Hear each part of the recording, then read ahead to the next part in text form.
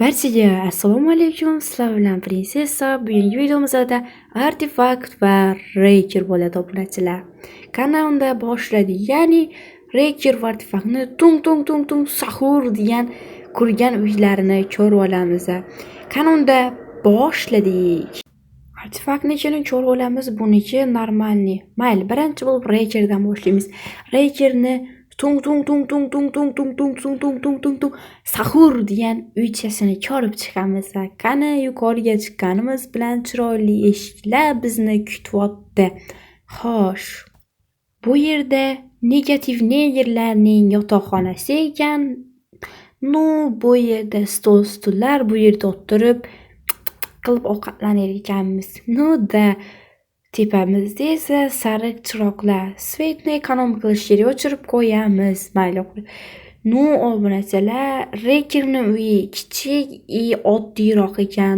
Menga ozgina yoqdi. Ko'ramiz artefaktniki qanaqa ekan. Ekonomizki qilib suvni o'chirib qilib tushib ketamiz.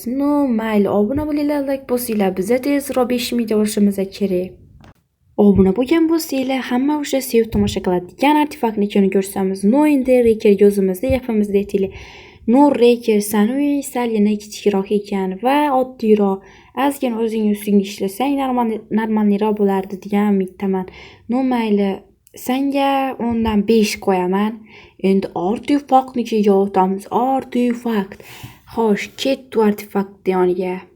Ko'zlarini qaranglar. What the heck? Tuk qilib artefaktning tung sahur uychasini ko'rib chiqamiz. Hello artefakt, qalaysan, yaxshimisan?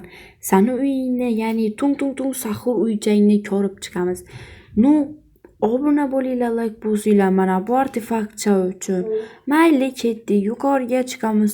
Tung qilib. Eshikchasini ko'ringlar, buni banditlarni eshik bo'ladi-yu, seflarni o'shanaqa ekan.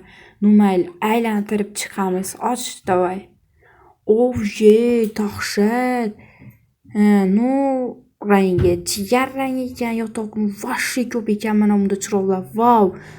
Wow, ovqat qiladigan oshxona, chiroyli jihozlar. Bu yerda ovqat qilib bo'lmas ekan. Bu yerda javonchanlar, qishni yo'q ekan ichida. Mayli, bu yerda pish qilib uxlasa bo'lar ekan. Obuna bo'linglar, like bosinglar. Tezroq 5000 olishimiz kerak. Menga artefaktni uyi vashshi yoqdi. Chiroylarni o'chiramiz. Men artefaktning uyiga 10 dan 10 qo'yaman. Qani endi o'ziga shuni aytib kelaman. Davay ketdi, artefaktning yoniga borib, unga 10 dan 10 qo'yishimizni aytib xursand qilamiz va u yangi video oladi.